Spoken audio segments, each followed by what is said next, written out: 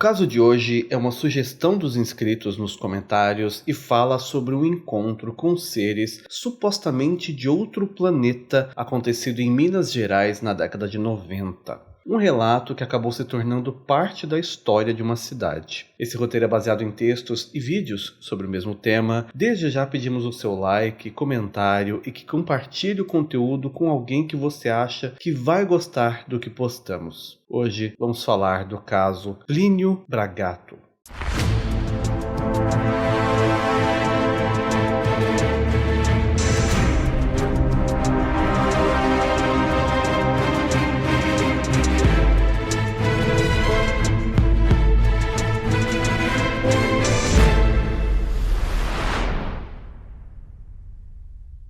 Como eu falei, esse caso se passou em Minas Gerais, mais precisamente em Governador Valadares, numa região chamada Pico do Ibituruna, que é o pico de uma montanha que chega a 1.123 metros de altitude, um lugar que foi tombado pelo governo do estado e é considerado um monumento natural, o qual pode ser avistado de quase todo o município, lugar muito buscado também para a prática de esportes como escaladas, saltos e também voo livre. Inclusive, acomodando ali campeonatos nacionais e internacionais dessas modalidades. E apenas por curiosidade, a palavra Ibituruna, que dá nome ao lugar, significa árvore alta e frondosa. Governador Valadares fica na região conhecida como Vale do Rio Doce e que em 2020 tinha mais de 281 mil habitantes, sendo a maior cidade da região leste de Minas Gerais. E é lá que durante muitos anos morou o Sr. Plínio Bragato, um homem que na época dos fatos tinha 74 anos. Ele não morava exatamente no alto do pico, mas nas redondezas, já na parte da subida ao pico, região que já fica um pouco afastada da cidade. Antes de tudo acontecer, o Sr. Plínio conta que algumas vezes, pelo menos 2 noites na semana, ele conseguia ver pairando pelos céus ali da redondeza algo que voava e emitia uma luz azulada. Ele diz que notava isso sempre às terças e quintas, porque eram os dias que ele caminhava por ali à noite para ir até a igreja que ficava próxima à casa dele, mas já mais para baixo no morro.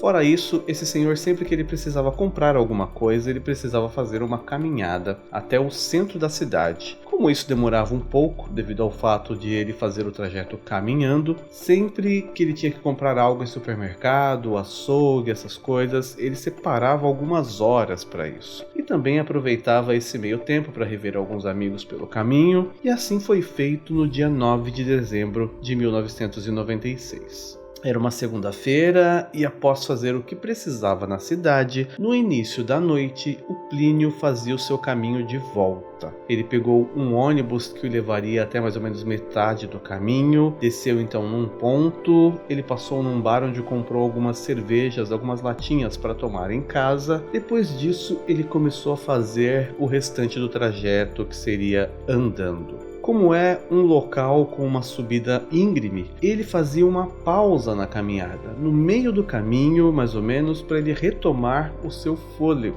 E foi nesse momento de descanso que algo completamente inesperado aconteceu. O Sr. Plínio conta que viu surgindo no alto das árvores um objeto luminoso, grande, ao qual ele não fazia ideia do que poderia ser. Era completamente silencioso, se movimentava devagar pelo céu, voando a uma altitude próxima da copa das árvores. Ele ficou olhando assustado aquilo enquanto o objeto se aproximava e acabou parando à sua frente. Ele diz que aquilo ficou menos iluminado e ele pôde ver que tinha o formato de 2 pratos fundos, um sobre o outro. E conforme baixava na sua frente, ele notou que aquele objeto tomava todo o espaço da estrada de terra, o que sugere que o objeto teria pelo menos 5 metros de diâmetro.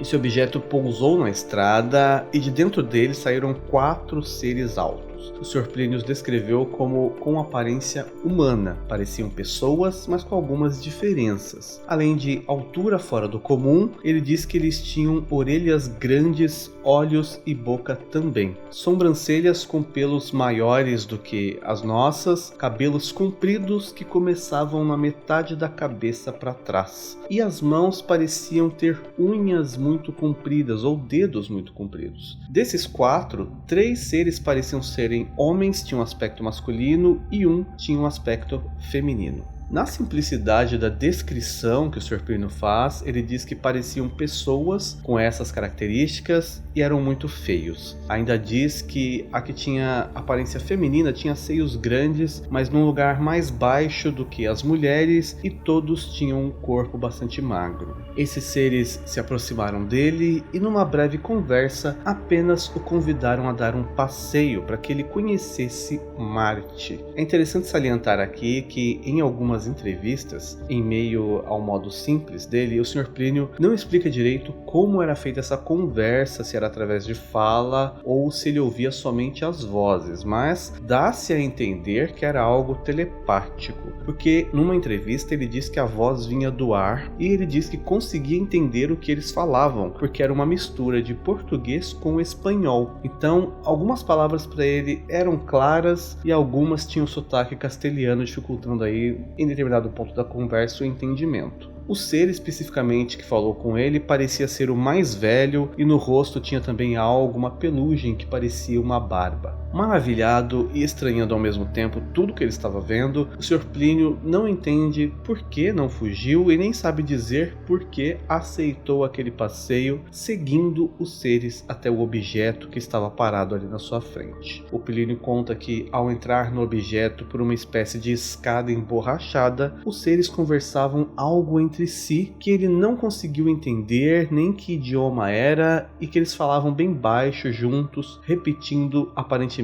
os mesmos sons. O que na ocasião ele comparou com pessoas fazendo aparentemente uma reza todos juntos. O Plínio conta que foi colocado sentado numa espécie de banco ou cadeira e os seres ficaram na sua frente e se abaixaram ficando de joelhos. Em seguida eles pegaram um pequeno copo com um líquido dentro para cada um, inclusive para o Sr. Plínio, que tomou aquele líquido junto com eles. Ele conta que dentro desse objeto parecia ter apenas uma única sala grande. Tudo era pintado numa tonalidade de azul clara e ele sentia ali o aroma de folha de laranja. Além da cadeira que ele se sentou, havia alguns painéis também com botões, com algumas palavras escritas e que ele, pelo que entendeu, pôde ver a palavra Martiolo mais de uma vez escrita. Em uma entrevista, ele dá a entender que fala que foi convidado a visitar Marte exatamente porque viu esse painel com essa palavra e na cabeça dele ele estava sendo levado para o planeta daqueles seres que poderia ser Marte. Até mesmo há um momento em que ele diz que um dos seres o convidou para uma visita e também disse essa palavra Martiolo. Ainda lá dentro ele conta que nessa mesma sala que ele estava, que não parecia ter portas, de repente um dos seres puxou uma parte da parede e ele pôde ver que havia sim uma outra sala, a qual ele foi convidado a entrar. Lá ele ouviu a instrução para que ele retirasse a sua roupa.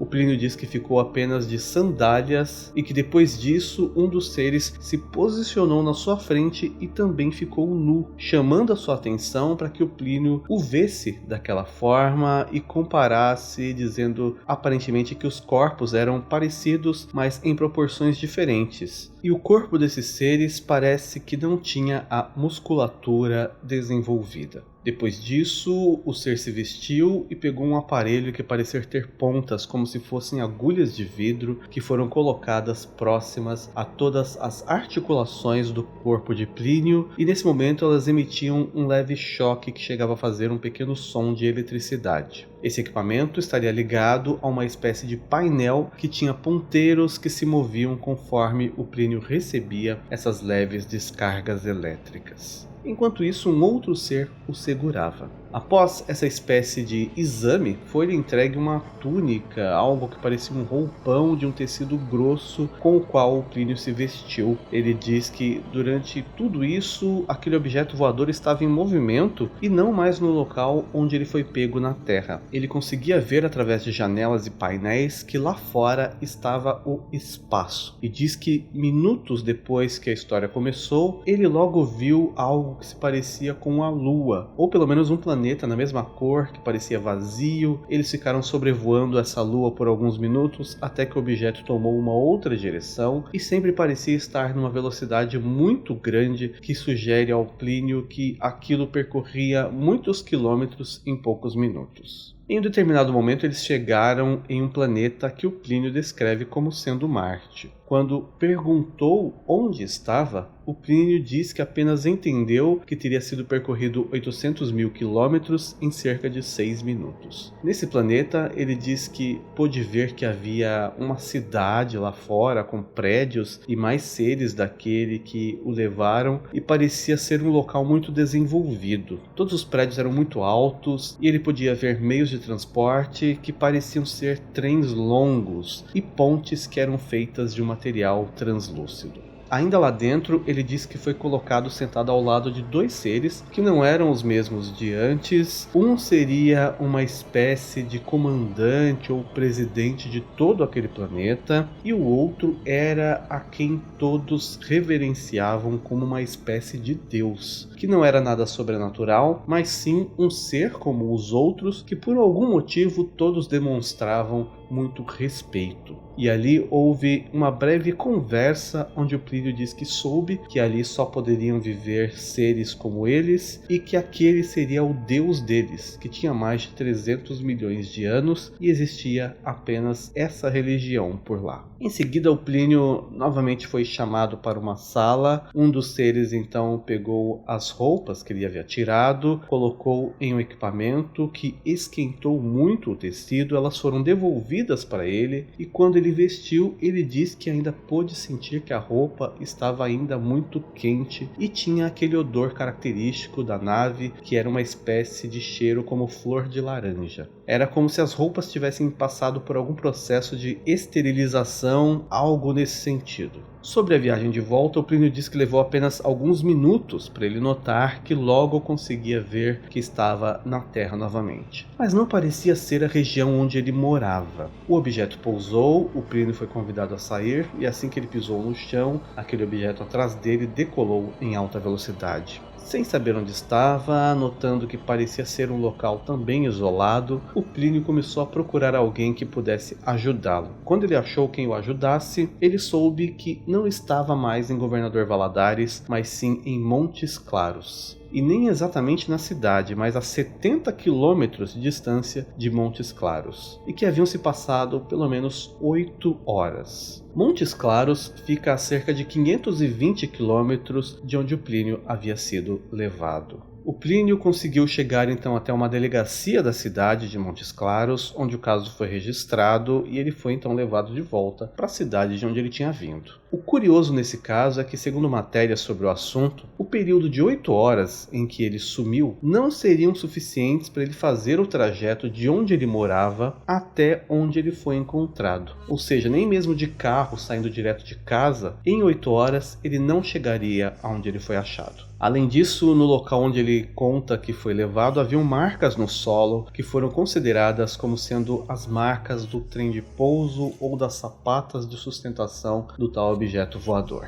Depois dessa data, o Plínio nunca mais teve contato com algo parecido, e o seu caso permaneceu um mistério, mas que chegou a ser investigado pela polícia na época, mas que nada além da história do abduzido e as marcas no solo foi deixado para trás. Os parentes do Sr. Plínio garantem que ele nunca demonstrou qualquer desequilíbrio de sanidade mental, nem antes dessa história e nem depois do acontecido. Eu vi pelo menos umas 3 entrevistas dele, feitas em épocas diferentes, onde ele conta a mesma história, e você nota que nas primeiras entrevistas ele parece realmente muito sério contando os detalhes, apesar de a entrevista mais completa e mais recente ter um ar um pouco mais descontraído. Infelizmente, o Sr. Plínio faleceu no ano de 2015, e em sua homenagem, uma praça do Pico do Ibituruna recebeu o seu nome, além de haver ali um monumento em formato de disco voador que fica entre estátuas humanoides representando os seres que o Sr. Plínio descreveu. Comente aqui embaixo se você é da cidade, como foi essa história na época, se ainda hoje se fala nela e se você acredita no que ele relata. Você também pode sugerir outros temas ufológicos para que possamos trazer para o canal. Obrigado por assistir até aqui, por enquanto é só, e até mais.